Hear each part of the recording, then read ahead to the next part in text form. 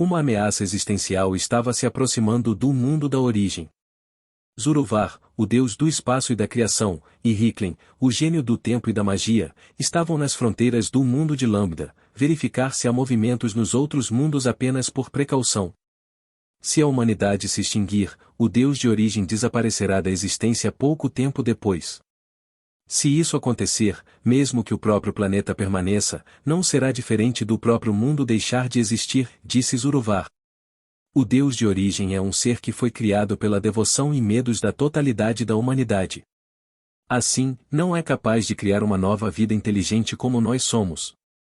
Se a humanidade perecer, o Deus de origem não terá escolha a não ser perecer com eles, disse Hicklin.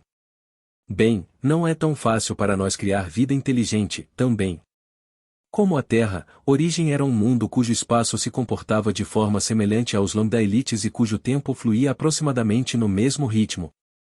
No entanto, de tempos em tempos, as anomalias fariam com que períodos de tempo passassem muito rapidamente, entre vários meses a um ano. Tal anomalia ocorreu muito recentemente, mas isso não garantiu que outra não ocorreria novamente em breve. Normalmente, tais anomalias não causariam problemas e nem valiam a pena notar, mas, Hicklin e Zorovar podiam se dar ao luxo de ignorar os eventos que estavam ocorrendo atualmente na Origin. Isso é verdade, mas por favor não me interrompa, Hicklin disse. Mais importante ainda, a ameaça que coloca a existência da Originalities em risco. Você acha que a Harcourt fará um movimento?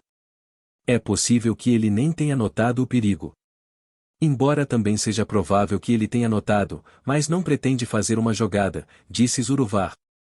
A ameaça na origem foi a pesquisa sobre magia de atributos da morte realizada pelo Avalon Rikudou Ijiri.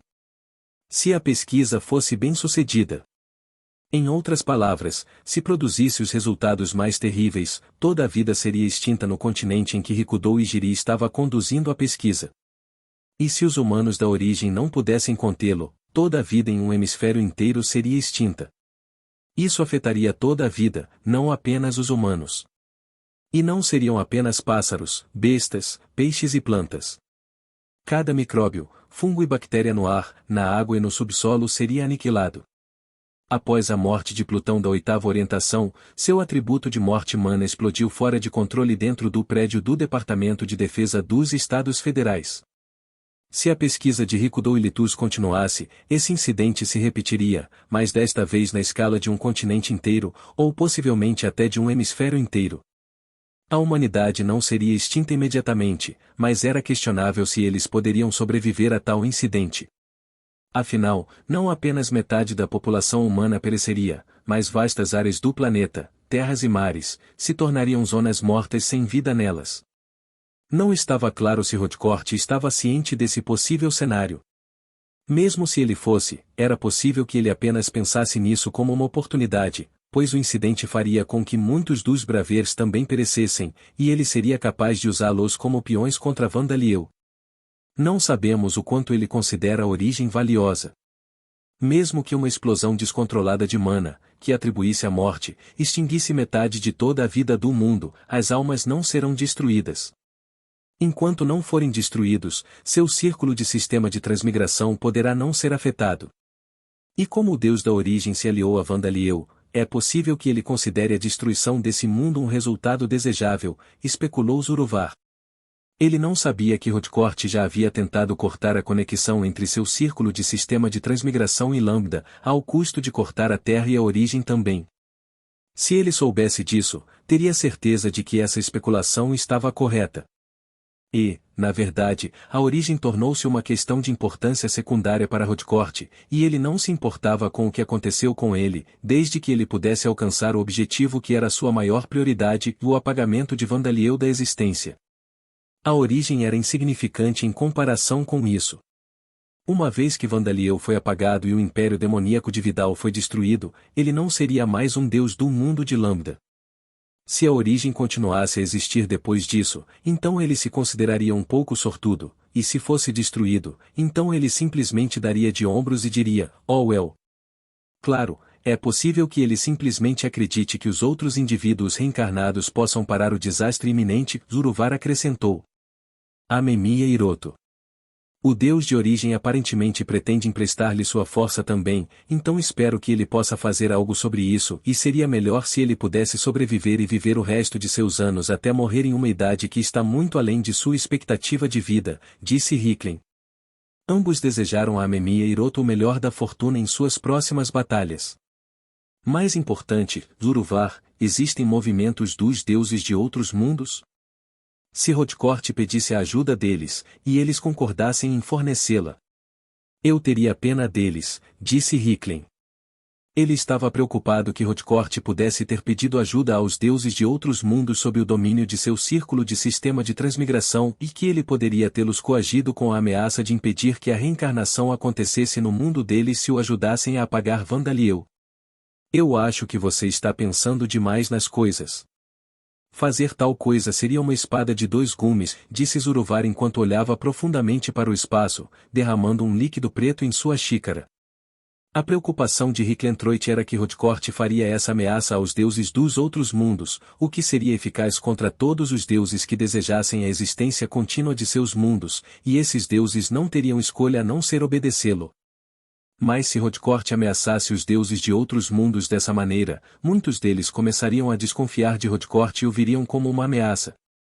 Do ponto de vista deles, não havia garantia de que essas ameaças só aconteceriam apenas uma vez. Era possível que Rodcourt continuasse a fazer exigências irracionais deles no futuro, mantendo seus poderes de reencarnação sobre suas cabeças. Zurvar suspeitava que eles iriam então construir seu próprio círculo de sistemas de transmigração. Guduranis e Vida foram capazes de criar suas próprias imitações do sistema Rodcourt. Não havia razão para que os deuses de outros mundos pudessem fazer o mesmo. Se isso acontecesse, Rodcourt perderia seu monopólio sobre a reencarnação em vários mundos, o que serviu como sua fonte de poder. Zurvar achou difícil acreditar que Rodcourt arriscaria tal coisa. Não era que ele acreditasse na sabedoria de Rodcourt, ele apenas acreditava que Rodcourt não seria ousado o suficiente para tomar tal decisão. E mesmo que deuses de outros mundos viessem atacar o nosso mundo e estariam exaustos em poucos minutos, mesmo que nós e Vandaliel não fizéssemos nada, Zurvar acrescentou. Afinal de contas, eles estariam descendo em um mundo com leis completamente diferentes da física. Em geral, um deus descendo sobre um mundo exigiria grandes quantidades de energia. Descendo sobre Lambda, que tinha diferentes leis da física de outros mundos, exigiria quantidades ainda maiores de energia. E se um deus que se originou de um mundo diferente fosse fazê-lo neste mundo sem quaisquer preparativos anteriores? Se eles cruzassem a fronteira entre mundos sem uma grande população de seus próprios adoradores, eles experimentariam dor equivalente a um de seus membros sendo despedaçado. Se eles viessem a este mundo em tal estado, mesmo que Zurvar e os outros não fizessem nada, eles usariam todo o seu poder e cairiam em um sono em poucos minutos. Se eles possuíssem corpos físicos, como semideuses, então eles simplesmente morreriam. A única preocupação era uma invasão por deuses de outros mundos diferentes dos semideuses e deuses comuns como Zurvar, como realizado por Guduranis e os deuses do mal que o serviram, mas era difícil imaginar que Rodcourt havia negociado com esses deuses para permitir que ele governasse a reencarnação em seus mundos, de modo que era improvável que essa preocupação se tornasse realidade. Estou ciente disso, disse Hickling. Mais de 100.000 anos atrás, só pudemos visitar Terra e descubra os campeões porque o mana que encheu Terra era semelhante o suficiente à mana que preenche a nossa, por causa de seus esforços e porque fomos capazes de concentrar o uso de nosso poder na manutenção de nossas existências lá. TLN, um lembrete de que isso Terra em itálico refere-se ao mundo de onde Belwood, Akart e os outros campeões se originaram. Naquela época, os deuses de Lambda já haviam negociado com o deus de Terra, e isso foi um grande fator contribuinte, mas Terra tinha um ambiente que tinha sido tolerável aos deuses de Lambda, pelo menos por um período razoável de tempo. Além disso, Zurvar conectou os dois mundos através de um buraco no espaço, permitindo que eles se movessem entre os mundos sem se separarem do Lambda. E o mais importante, seu objetivo era selecionar humanos para convocá-los ao seu próprio mundo como campeões, em vez de invadir. Assim, essa tarefa não exigirá quantidades tão tremendas de poder. A concessão de poder aos campeões tinha sido feita durante o instante em que tinha levado para viajar terra para Lambda, realizada no único momento em que eles eram irrestritos pelas leis da física em qualquer mundo. Hickling pretende sugerir que os deuses de outros mundos podem ser capazes de fazer o mesmo que nós? Zuru-Var perguntou. No. Eu não sei quanta diferença existe entre Lambda e outros mundos, mas certamente seria impossível para eles virem aqui com o objetivo de lutar contra nós, a menos que você esteja perguntando se eles seriam capazes de beber cola de uma xícara, disse Hickling, olhando incisivamente para Zuru-Varnelitis três cabeças ociosas. Apenas uma das 4 cabeças de Zuru-Varnhoit estava participando dessa conversa séria com Hickling, as outras 3 estavam bebendo cola. O próprio Hickling tinha 3 corpos separados, o pensamento pouco divino de ter um lanche leve usando 2 deles passou por sua mente. E quis dizer que tenho pena dos deuses de outros mundos se eles cederam à ameaça de Rodcourt, apenas para usar todo o seu poder e cair em um sono em poucos minutos, para nunca mais acordar, Hickling disse. O povo de Lambda não teria conhecimento de deuses que vieram de outro mundo. Assim, não havia esperança de que esses deuses se recuperassem de seus danos através de pessoas que os adoravam. Eles nunca seriam capazes de se recuperar a menos que voltassem ao mundo de onde vieram, onde estavam seus adoradores. Isso é de facto muito lamentável, mas e não podemos fazer outra coisa senão rezar para que Rodcourt não faça tais ameaças aos deuses de outros mundos.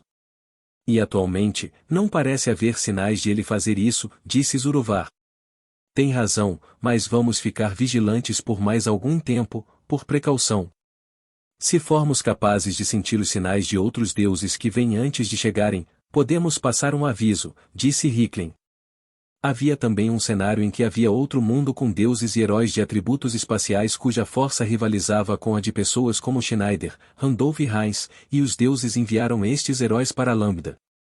Mas Hickling e Zuru-Var consideraram esse cenário. Se houvesse deuses que possuíssem tal poder e iniciativa, invadindo Rodcourteratis reino divino ao invés de Lambda e arrancando o controle sobre o círculo do sistema de transmigração dele ou roubando as informações necessárias para conduzir sua reencarnação Vordilitis por conta própria seria um menos risco para um retorno maior.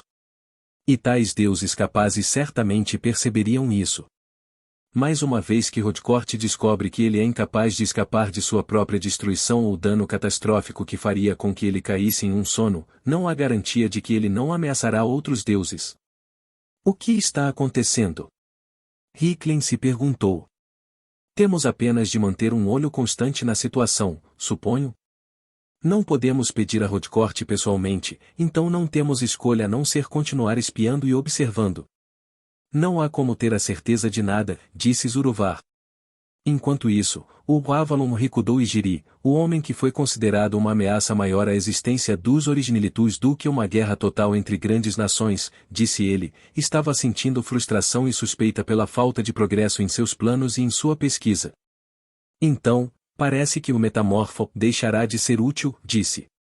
Isso está correto, disse o Shaman Moria. Ela está terrivelmente perturbada e incapaz de manter um disfarce. Ela só é estável quando ela está dormindo sob os efeitos de sedativos. Tentamos fazer-lhe novamente lavagem cerebral, mas nem a magia nem as drogas tiveram qualquer efeito. Rikudo suspirou. Ele estava usando a lavagem cerebral o metamorfo Shion Mari para agir como seu corpo duplo, a fim de garantir sua própria segurança e ganhar tempo para sua pesquisa sobre magia de atribuição de morte e progresso. Mas quando o metamorfo compareceu à festa para celebrar o 3º aniversário de Meilitis na residência Amemi em Rikudoitis, ela de repente ficou perturbada, e agora era impossível controlá-la.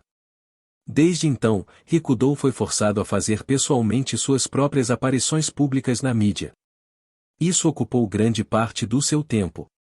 Isso não seria um problema se Rikudo tivesse uma pessoa capaz da qual pudesse depender para progredir na pesquisa de magia do atributo morte, mas teria sido melhor deixar alguns investigadores mágicos de atributos mortais vivos, Moria disse.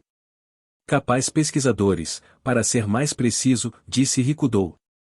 Muitos pesquisadores da magia do atributo morte foram mortos por Plutão e os outros membros da 8ª orientação. Os que haviam encontrado, que haviam sido secretamente empregados pelos Estados Federais, haviam sido mortos no prédio do Departamento de Defesa através do plano de ninguém menos que o próprio Rikudo Ijiri. Rikudo havia matado esses pesquisadores em vez de sequestrá-los ou contratá-los para obter o monopólio da pesquisa. O próprio Rikudo era um investigador capaz, e o Metamorfo tinha fornecido um corpo duplo conveniente que lhe proporcionou tempo suficiente para fazer aparições públicas enquanto permanecia escondido nos bastidores. Assim, ele não sentiu necessidade de receber pesquisadores de fora. Mas o centro de pesquisa ultrassecreto em que Rikudo e Moria estavam agora tinha outros pesquisadores também. No entanto, muitos deles eram apenas trabalhadores de laboratório que operavam o equipamento de pesquisa, eles eram efetivamente pouco mais do que simples trabalhadores. Seus colaboradores também lhe enviaram pessoal e, embora tenham provado ser assistentes capazes para Rikudo, ele poderia depender deles para liderar a pesquisa. Mesmo assim, se a pesquisa estivesse progredindo sem problemas, haveria problemas. Mesmo com menos tempo, Rikudo poderia simplesmente continuar com seu plano de sequestrar a Memi e a Mei, a fim de adquirir mana e governar o mundo. Os preparativos para este plano já tinham sido concluídos há anos, com as relações de cooperação necessárias, públicas e nos bastidores, e já estabelecidas. Se ele quisesse executar esse plano, ele poderia fazê-lo em um momento. Fazer movimentos para manter os Bravers enganados tornou-se mais difícil, pois o druido Joseph e vários dos Bravers próximos a ele suspeitavam de Rikudo. Mas isso não seria um problema fatal. Amemiya Hiroto ficou intrigado com o comportamento perturbado do duplo corpo de Rikudo Ichi, mas parecia que ele tinha chegado a quaisquer conclusões firmes. Mas se Rikudo executasse seu plano de sequestrar Amemiya Mei enquanto sua pesquisa crucial ainda não havia progredido, e ele de alguma forma não conseguiu adquirir o atributo de morte mana, então tudo estaria acabado para ele. Os colaboradores de Rikudo Ito virariam as costas para ele, e ele e seus aliados seriam marcados como traidores e derrotados por Amemiya Hiroto. Rikudo era um dos magos mais ilustres do mundo e tinha habilidades físicas sobre-humanas. Muitos dos outros indivíduos reencarnados, incluindo o Shaman Moria Kozuki, eram seus aliados, mas nenhum deles seria capaz de resistir aos ataques de Amemiya Hiroto, quem possuía habilidades de trapaça, como o Ignore Defense. O atributo de morte mana era absolutamente necessário para derrotar Amemiya. E havia também um inimigo cuja identidade era um mistério. Ainda não sabemos a identidade da coisa à espreita na casa dos Amemiya. Não, a coisa que possuía Amemiya Mei.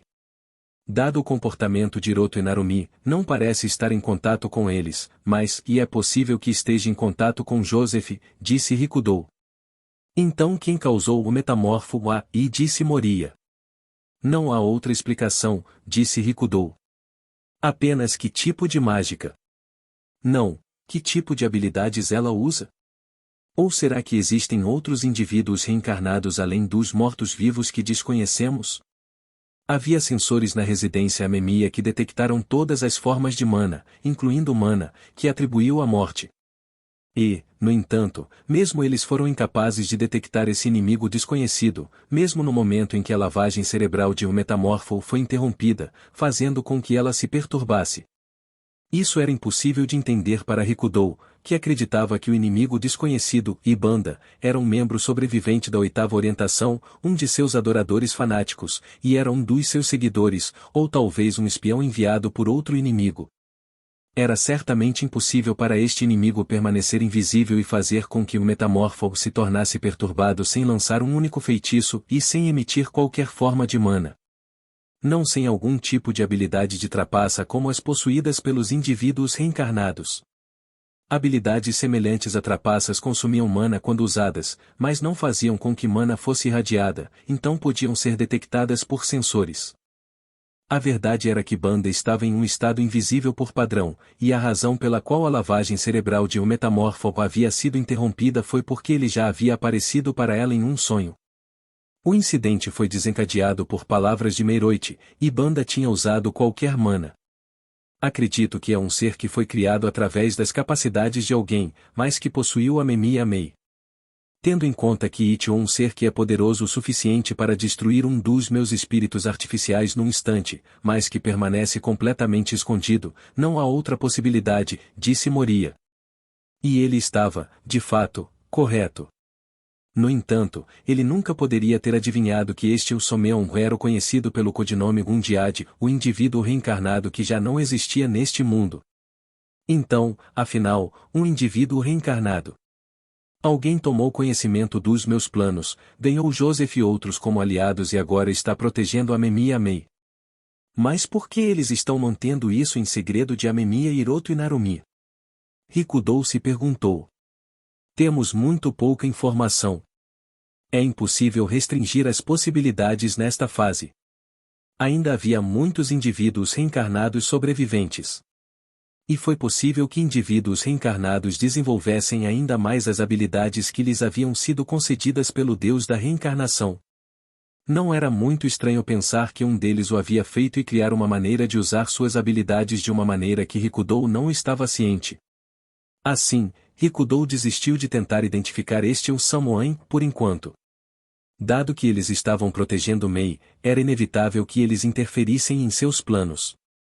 Mas a razão pela qual Rikudou desistiu de identificá-los foi porque ele acreditava que eles representavam menos uma interferência do que Amemi e Hiroto. O problema mais premente é a pesquisa, Rikudou disse. Por que não está a ser produzida mana de atributo de morte?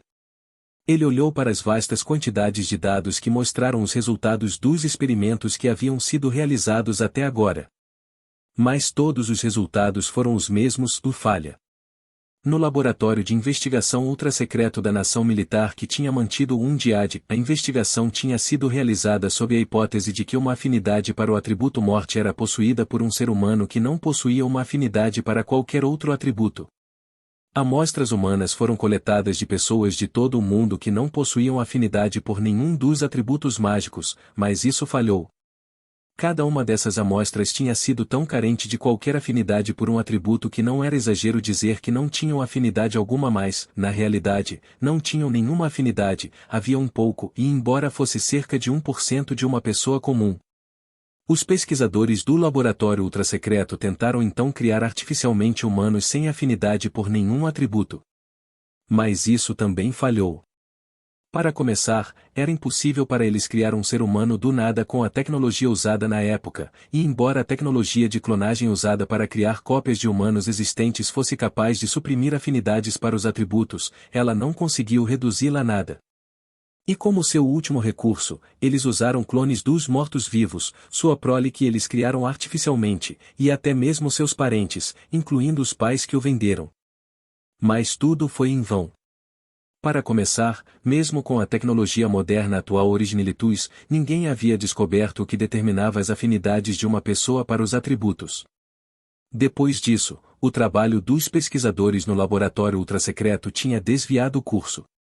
Foi nessa época que eles conduziram experimentos com as pessoas que mais tarde se tornariam a oitava orientação. Mas Rikudou sabia o que era que decidiu quais atributos uma pessoa tinha afinidades para. Neste mundo, os atributos pelos quais uma pessoa tem afinidade são determinados pela alma. Não importa quanta pesquisa seja realizada em DNA e genética, é inútil, disse Rikudou. Mas existem exemplos de uma afinidade adquirida pelo atributo da morte, embora imperfeita, como as da oitava orientação. Isso me deu uma pista. Essas pessoas atenderam a alguns dos requisitos. Sim, você já me explicou antes, Rikudou-san. Você disse que, para ganhar o poder do atributo da morte, é preciso morrer. A oitava orientação tornou-se capaz de usar a magia do atributo da morte porque suas afinidades pelos atributos foram apagadas e depois morreram, embora suas mortes estivessem incompletas, disse Moria. Isis, que estava em estado de morte cerebral, ou Valquíria, cujo coração não batia, ou Plutão, cujo crescimento havia sido interrompido, o Berserk, que perdeu a maior parte de seu corpo, o Shad, que estava em estado de morte cerebral, que perdeu todo o seu corpo. Cada membro da oitava orientação estava apenas parcialmente vivo e parcialmente morto, em graus variados. Quando o atributo morte mana do Undiad Bliss foi concedido nesse estado, uma afinidade para o atributo de morte se enraizou dentro deles. Tá certo, disse Rikudou. Tats porque pensei que se alguém perdesse as suas afinidades pelos atributos e depois os seus corpos morressem uma morte completa, eles iriam adquirir o atributo de morte perfeita humana. É claro que, mesmo que uma pessoa ganhasse mana em tal estado, ela seria um mero cadáver. Mesmo que se mudassem, seriam mortos-vivos. O sucesso era impossível a menos que seus corações e pulmões fossem reiniciados para trazê-los de volta à vida depois que a mana se estabelecesse em seu corpo. Mas falta algo, Rikudo continuou. A tecnologia utilizada para remover afinidades para os atributos já estava aperfeiçoada por aquele laboratório ultra-secreto. Nós aperfeiçoamos uma tecnologia para capturar uma alma que deixou o corpo e devolvê-lo, para garantir que os sujeitos morram uma morte completa em vez de temporária, e aperfeiçoamos uma tecnologia que torna possível ressuscitar os sujeitos depois disso. No entanto, e isto só produziu cópias inferiores da oitava orientação, falhas imperfeitas, ou um pouco incomuns Undiad. Rikudo Ijiri tinha desenvolvido uma tecnologia que poderia armazenar almas, algo que tinha sido impossível para os seres humanos deste mundo. Se ele anunciasse publicamente essa tecnologia e a usasse no campo médico, isso faria com que grandes avanços fossem feitos neste mundo, a tecnologia médica e a magia de cura. Seria até possível criar uma sociedade em que ninguém morresse por outras causas além de acidentes, assassinatos, suicídios ou velhice. Seria elogiado como a maior invenção do século, e o nome de Rikudo Ijiriete seria gravado profundamente nos livros de história do mundo. Mas isso não seria suficiente para que Rikudo Ijiris desejasse se tornar realidade. Para ele, não era nada mais do que uma tecnologia que era necessária para ele alcançar suas ambições. Os documentos que ele estava olhando detalharam vários experimentos em que as amostras adquiriram uma forma imperfeita de magia de atributo de morte.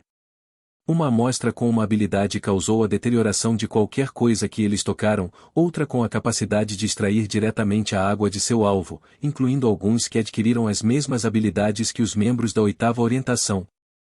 Porque as amostras só foram capazes de usar formas imperfeitas de magia de atribuição de morte, Rikudo se perguntou. Poderia ser porque nós, indivíduos reencarnados, somos diferentes das pessoas deste mundo? Metamorfo já não é de qualquer utilidade como um corpo duplo, então que tal fazer uso dela uma última vez como um sujeito experimental? Moria sugeriu. Essa teoria não explica a Memia Mei. Seus pais são indivíduos reencarnados, mas ela mesma é uma humana que nasceu neste mundo. Desperdiçar um assunto precioso para um experimento inútil seria. Espere, Rikudo disse, como se estivesse percebendo alguma coisa. O que a Memia Mei e o Invicto têm em comum? É aí que está a chave para a minha aquisição do atributo da morte mana? Com isso, ele afundou mais profundamente no pensamento. Se havia uma coisa que os dois tinham em comum que poderia ser uma condição necessária para adquirir mana, o atributo da morte, Rikudo só poderia pensar em uma possibilidade. Mas como Plutão e Guru haviam morrido, não havia como ele testar sua teoria agora. Mas ainda assim, se essa teoria estivesse correta. Muito bem, os Letilitis conduzem uma experiência em O Metamorfo, Rikudo disse. E irá prosseguir com os meus planos e ajustá-los, dependendo dos resultados, e pode demorar algum tempo. É possível que eu precise descartar este meu corpo atual. Os eventos que ameaçariam a existência do mundo de origem estavam finalmente em movimento.